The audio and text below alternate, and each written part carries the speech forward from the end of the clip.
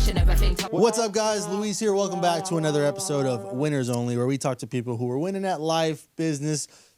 I don't know what this guest is winning at, but we're going to find out. Today we have on Heather Curtis of Galindo Group Real Estate. She is the head of operations, or what are you? Director of operations, just promoted from the receptionist position.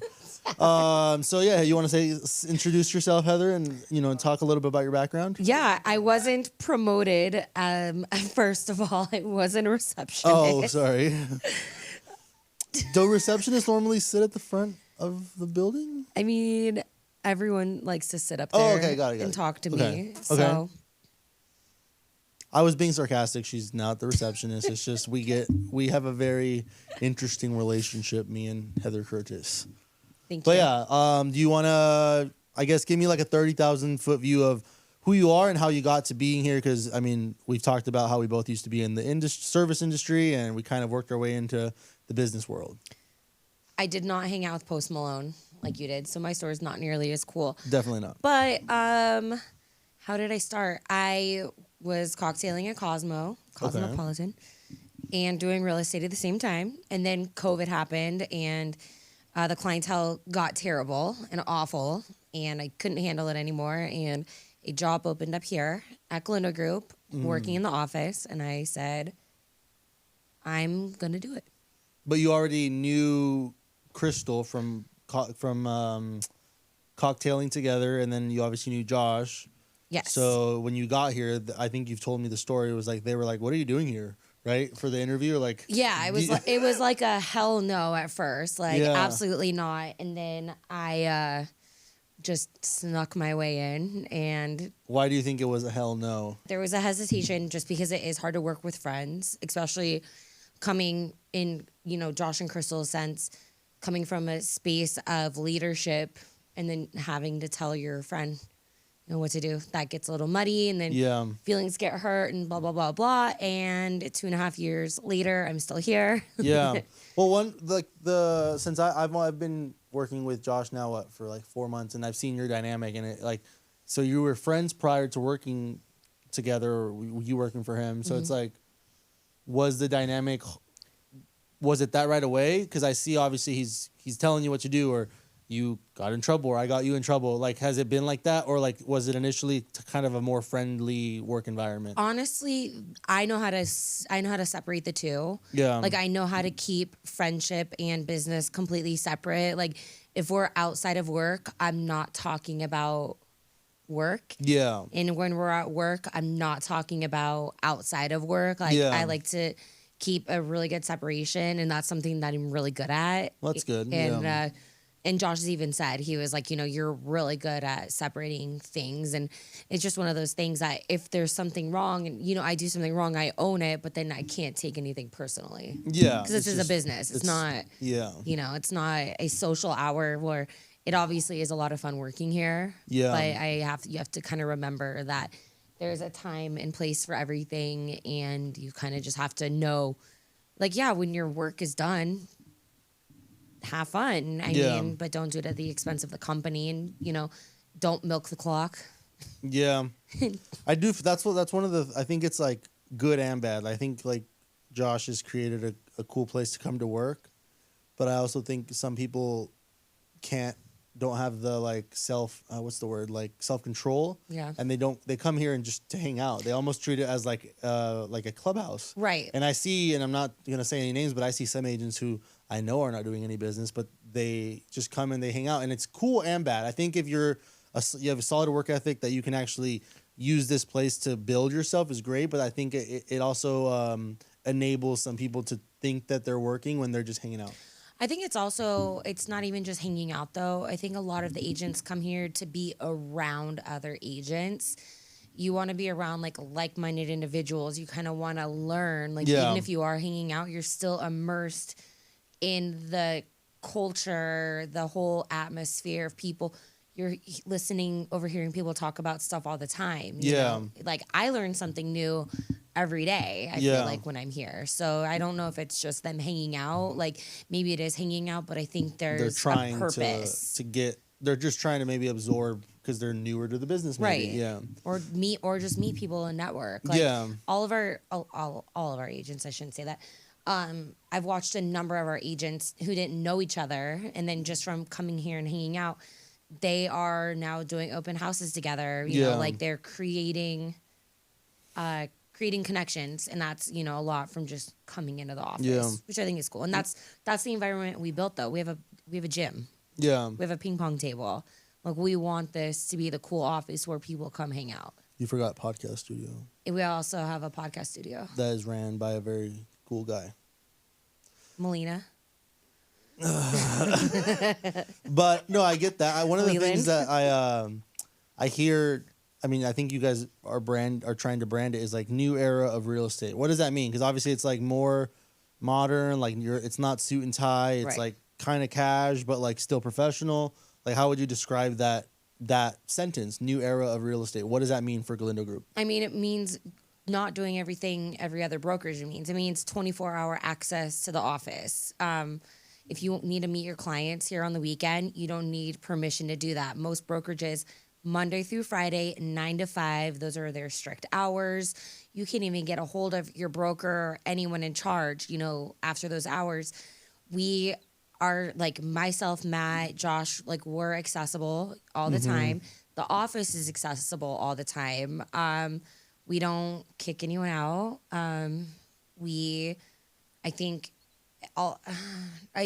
just the different things that, like, we're charitable. Like, that's the new era of real estate. Like, we want to be the most charitable brokerage in Las Vegas, and that means donating to different charities that we're partners with, such as Olive Crest, Hearts Alive, Candlelighters, just giving back to the community as much as possible, and we're very vocal about that. What else about the new era of real estate? We have a gym. Like, I can't get over the fact that we have a gym. I don't know any other brokerage in Las Vegas that has an actual gym, and it's not just a treadmill and a bike. Like, it's a weight rack. Like, we have a Smith machine. We have cables. We have all different kinds of machines. It's not just like free a weights. Hotel gym where they throw a few things in there. It's like a legitimate little gym. It's like a legitimate gym with very, very, very nice equipment that came from the Ridges. Yeah. We have, you know, beautiful lighting that we put together with our own hands. Yeah. I think we did everything right. What you just said, that's pretty cool. Because, like, I think when upstairs was finished, it was like a blank canvas. And I think a lot of the agents, a lot of us, we just, like, started putting stuff together with our hands. So I feel like it is, like, built by us. It's not really, like, obviously he hired contractors, but, like, they kind of gave us the skeleton, and then we kind of, like, put our energy and everything behind it, which is pretty cool. That's kind of what we do with everything. Like, the tree outside, we put the tree together with our hands. Yeah. When you could have probably hired some company, but it's like it defeats the purpose. And I think it's like you get fulfillment when you're doing those things and building the place where you will work, the tree that you're going to see every day during the holidays. It's like that is another way that I don't even know if Josh realizes it. Maybe he does. It's like that in itself creates culture because the people who put it together, they're seeing it every day. Like, oh, I remember when we put that tree together. You know, I guess, like, I have scars. Like, I literally have scars on my legs. Well, I mean, even coming in to upstairs, like, I think it was me and Josh that put all the chairs out there together. So like, I put those together. Right. Yeah. No. And seeing people use them is like cool. It's like maybe it's like almost subconscious, but like seeing the work that we put into the building get actually used by the agents is pretty cool. Right. And it's honestly, it's a sense of fulfillment, but like we're Vegas born, you know what I mean? Like we're not a big company. Like we started from the bottom literally and everything we've done has been, it's been a labor of love and it's been a lot of hard work. But I feel like a lot of it's organic. Like Josh got asked not that long ago who his marketing company is. And he was like, it's Heather and Ashton. It's literally Ashton makes the graphics. Yeah. And, I do, all of the pushing out of stuff. But I mean, even with that question, though, it's like now we've birthed a marketing company, which is cool, right? Because it's like he got so well known, or Galindo, the GGs in general, maybe not Galindo Group, but just everything that they're doing got so well known in Vegas that now it's like, now you could even start helping other people, other businesses grow, which is cool. I have a cool story. Actually, I haven't even told Josh this yet. Okay. When I was at Durango on Saturday night, we met Jonathan Fine, one of the owners of Fine Entertainment. Yeah. Parkway Tavern. They own, my gosh, they own so many. La Strega. They own Harlow. A lot of big names in town. Yeah. Fine Entertainment runs. They have the George at Durango. So we were talking to Jonathan Fine, and I was telling him what I do. He's asking, "Where do you work? What do you do?" I was like, "Oh, I run a real estate brokerage." He's like, "Oh, which one?" And I said, "Galindo Group Real Estate." He's like, "I've seen your guys' billboards." Like, that's cool. Like, Yeah. this guy's running, so many, like giant businesses. yeah. And he's like, "Yeah, like I know you guys. Like, I Yeah. see your billboards." Like, and that was huge. Yeah. So Well, Josh was talking about that, how like people assume that there's this giant team behind this building because you're kind of seeing them everywhere. And when it's like, no, it's really literally now ran there's probably like 6 people max on this team. Yeah. That's like really making the face of it put everywhere. Obviously, like you got Matt on the real estate side, you on the brokerage side, like fucking Josh on the media side. Like, so it's cool. It's like there's only like so many heads of this serpent, but everybody assumes that it's like this big company, maybe it is like a big company. Everybody assumes it's a big team doing what is happening. no, and I think whenever we try to introduce anyone else into that, like, it's just too many cooks in the kitchen. What do you mean? I think when you have too many people, like, I think our team is the perfect size right now. Like, Yeah. I couldn't see us adding to it. And I think at one point we had like 14 people. Yeah. And now we have 6 or 7. And I feel like this is like such a comfortable space. Yeah. Well, I even felt that like when I was kind of forcing my way in, I was like, yo, like, is there room? And I even told Josh that. I was like, yo, like, if I'm going to be here, I'm going to be here. Because like Galindo Media was born. And then you guys are having meetings about like, I think it was Trunk or Treat at the time. And then I was like, yo, look, like if you're going to have me running one of the companies, I need to be there.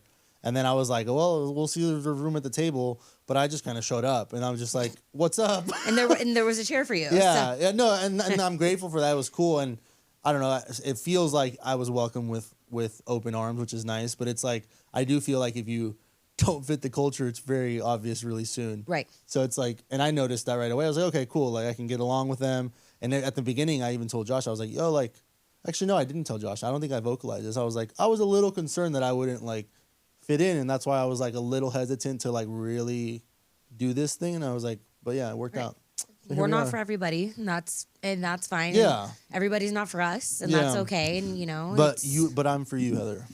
That sounded you're really for the streets. romantic. You are for the streets. Sure. But anyways, I don't know. I feel like it's sounds cliche, but like I do feel like I've been here longer than I have because it's only been like 2 months, 3 months. It does seem like a lot longer than It feel like it really does feel like a lot longer than that, and like it's only been 2 months because I got here 1st of October, and it's been like 2 months and 2 weeks. When did we go to Brian Head? Beginning of September. Yeah. But Galindo Media was born, or the idea was born, but nothing had. We were still waiting for upstairs to be built. Right. Yeah. So like I wasn't hanging out here because I was still shutting down my other business. So I was still working on my other building until that was shut down. I turned in the keys to that end of September, and then literally October 1st, I remember committing mentally to being here every day. And then I just started working down in the little where the agents work. Uh-huh. I was just working there out of my laptop starting October 1st. And now you're here literally every day. Yeah, sometimes before you and sometimes after you, which is, I don't know, I take pride in that. I've always done, even in sports, like I always like being the first one there. Like, I don't know, it's just like a pride thing, maybe, I don't know. Yeah, so I just know I've worked harder than Leland for sure. But anyways. Nobody works harder than Leland. Yeah. Nobody markets harder than Leland. So, I mean, you're obviously being director of ops, right? The goal right now that I keep hearing Josh repeat is 150 agents. 150. Once you get to 150, what's the plan? What do you see happening? I think we ride it out at 150 and kind of just see how we're feeling. And, we don't want our attention that we currently have on our agents now to diminish because we have more agents. I think we're gonna sit at 150 and see how it feels and kind of gauge everything from there. And then once, hang out there, and as because I know once we hit 150, we're gonna get bombarded because then it's gonna be like we're not taking any agents. Yeah, now. we want to be a part of that. Wait list. Yeah, so I think that's something that's going to happen, but we'll just kind of have to play it by ear. But we want 150 killers. Yeah. So. Well, that's one thing I heard Josh says, like, get to 150, and then it's not more getting more numbers, it's more sharpening those agents. That's because, like, there's a lot of agents now, and I mean, and it's just part of the industry, a lot of agents don't do any business. Right. So it's like, okay, I don't want to have 150 agents. I want to have 150 fucking killers, right? Right. So it's like, once you have those 150 agents here, what do you think? Because right now you guys are doing, what, Tuesday talks and Thursday talks, so that's helping the agents. What more can you do for the agents once you hit that 150? That way agents who are thinking about joining, what can they look forward to once that number has been met? I mean, we want to obviously do more stuff with the community. And I think with more hands in the pot. Talk about media. We want to build our media brand, and but I think having a podcast area is a big draw because everybody wants to do a podcast nowadays. Yeah. Like it's the thing, or even just to film content for their social media. You don't have to have a full podcast to do that. Like you can, film in here or whatever. But I think once we hit 150 agents, we nurture the agents that we have. We, keep pushing them up. And then I think as you do that, everything else just settles, how it's supposed to. So that means Galindo Media picking up steam. That means Galindo Gives, being able to raise more money and do more things in the community. That means Galindo Group Cash Offers and Galindo Group Team Investments are able to invest in, flip more houses. More flipped houses means more opportunities, for our agents to sell a product or do an open house, film content. I think it all kind of just goes full circle, and it helps us, with our Golden Knights partnership too, like having, our agents wearing the Galindo Group Golden Knights, gear. Yeah, that's pretty. They tell us all the time we love it. That Golden Knights. They tell us how well we market them. Yeah. They should be paying us. Yeah. No, I think so. I mean, I remember that's the funny part is when you guys announced the partnership here at the broker, Josh had already told us, like our friends, that you guys had that partnership, but it hadn't been announced to the public. And I remember I came to the announcement here, and that was before I was living here, right? That was August 3rd. Yeah, so I came to the office, and that was the day that I told Josh, hey, if you have an office upstairs, I'll take it, because I was already planning to shut down my other business. Yeah. So I was already trying to get a seat here before I even knew Galindo Media was born, which is, I don't know, I like to think about it. I feel like it's like kind of putting energy out into the universe type thing, because I was like, I put the energy out there that I wanted to be here, but I knew I didn't want to be an agent. So I was like, okay, well, let me just sublease an office from him and I'll fucking start flipping. That was my thing. That was what I was going to do. If Galindo Media hadn't been born, I was already planning to shut down my other business. I was planning to either flip or wholesale, and I was like, okay, I'll just fucking get an office and start from the ground up. I have, plenty of liquid cash to where like I didn't have to like get a job right away, or like I can survive. So that was my plan. I was like, oh, I'll freaking flip or I'll fucking wholesale. But I knew I was shutting down the business, and then somehow Josh mentioned the podcast studio, and then I dropped the idea of Galindo Media in his head. I like let it marinate for like a couple weeks, and then I brought it up again, and the next thing you know, it actually turned into something. Right. So I was like, it's weird. It's power of manifestation. Manifestation, like energy, whatever the fuck. But I also think of the fact that's like you said earlier, you're Vegas born. Sometimes I like take that as like a challenge almost, because I'm like, well, fuck, I'm a California transplant. I'm one of those. Right. So I'm like, but I've only been here 2 years. So I'm like, okay, like I feel like in the 2 years that I've been here, I've been able to penetrate the right circles and the right people to get a seat at this table. So. The thing is, or what do you think? Like, have other people tried to get a seat? I'm just saying it because the way you worded it earlier. Get a seat at the table. Like, I'm sure many have tried and many have failed, or like yeah. It's all about, at the end of the day, it's all about who you know. It's nepotism, and that's Vegas in general. It's every job that I've gotten as an adult was a direct relation because of knowing somebody. Yeah. Starting with service industry, but it's like my first service industry job. I was a cigarette girl at the Palms, right? And then I guess I can kind of go before that. I worked in the Wells Fargo loan department, right? Wow. And I was just like they called me the fax girl, kind of like Like how you call me the receptionist. Yeah. I was the fax girl. Whatever. Admin kind of stuff. Yeah. Ended up quitting there, going and meeting, amazing people. And ended up quitting there, going to the Palms, and that was like my first taste of the industry. Yeah. And met so many people at the Palms. Went on to cocktail at other places based on people that I had met. Like everything's just a stepping stone. And the way that I got into Cosmopolitan was because I knew somebody. The way that I got out of Cosmopolitan into Galindo Group is because I knew somebody. Yeah. That's kind of a parallel in my life. I feel like every job I've had is because I was always good at networking, even in college or whatever. Like I've always been good at like meeting the people that I need to meet. And sometimes I feel like it's kind of like almost stalkerish of me because I am very intentional with my relationships. Like, and I told like Josh, and I was like, hey, look, like when I met you, like I was like, I'm gonna be friends with this guy. Like I said it, like I was like, okay, like I'm intentional with my shit. And sometimes I don't know if that's like a little stalkerish, but it wasn't just Josh. It sounds a little bit. It's like just in general, like I'll be very intentional with like my energy and be like, oh, this person's cool. I need to be friends with them. How do I make them my friend? Oh, effort, right? Like reach out to them, ask how they're doing, blah, blah, blah. Like make it about them, not about me. Right. Type thing. And then it's funny, I was talking to Ron Woods yesterday. You know Ron. Yeah. We were talking about the book 48 Laws of Power.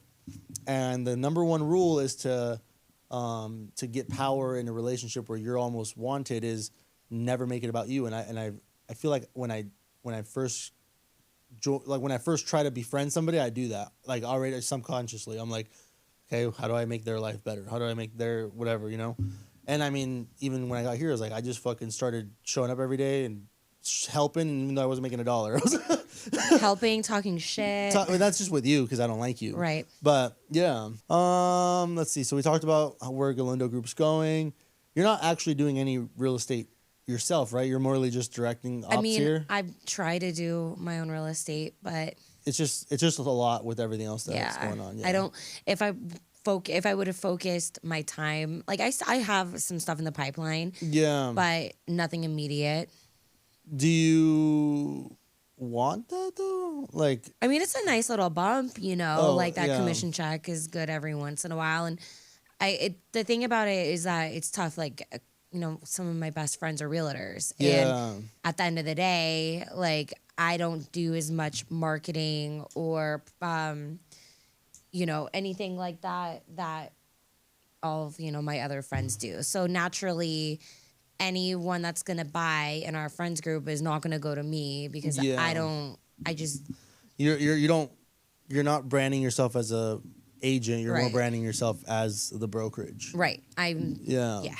That makes sense. It's like, but then why do you even hold your license? Do you have to have, would you need your license for what you do technically? Technically, yeah. Really? Yeah, just like on the back end. And but I mean, it's like, if I have people, like even I'll do rentals every once in a while, and it's only for people that I like know. Yeah.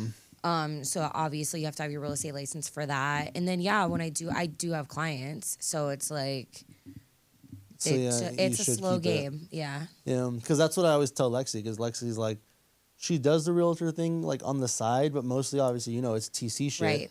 So she's like, I don't really need my license, but like I do, I guess, like because we get like one-off deals because she doesn't really market herself as a realtor as much as she does TC. Right. But she'll take a real estate deal here whenever she wants it, whenever she can. The thing is if you just close one deal a year, you already paid for all of your licensing and stuff. Yeah. So it's like, and I think I average probably about. This year was really slow for me, but I usually do about 4 deals a year. Yeah. Which isn't bad. If you're not trying. Yeah, for someone that doesn't try. And that's the same thing with Lexi. Like I was just telling you, the guy that delivered our cold plunges was looking for a house, and he while I was getting the fucking off the truck, the cold plunges, he was like, oh, you guys are realtors? And I was like, my wife is. And then connected him. Now he's pre-approved and looking for a house. Right. But I'm like all off of him delivering cold plunges to the office. My Uber driver last week when I was going to Durango. Yeah. We exchanged information. She's looking to buy after the new year. Yeah, and it's always like if you're not trying, they'll come randomly if you just talk about what you do, I guess. Yeah. But I mean, with the brokerage, that was like not even trying. They asked me, and I'm like, if it was anybody else think about that. if it was anybody else receiving that delivery, say it was Leland, he would have been like, "Oh, here's my card." Right, exactly. Right. But it's like totally. it's just like first come first serve on those, and it's like kind of cool because it's like it's just right place, right time. You really have to be at the right place at the right time, and you have to kind of have the right headspace too. Well, Heather, it's been a pleasure to have you on. You seem you. pretty busy. I don't want to take up more of your day. Literally busy. Thank you for tuning in to Winners Only.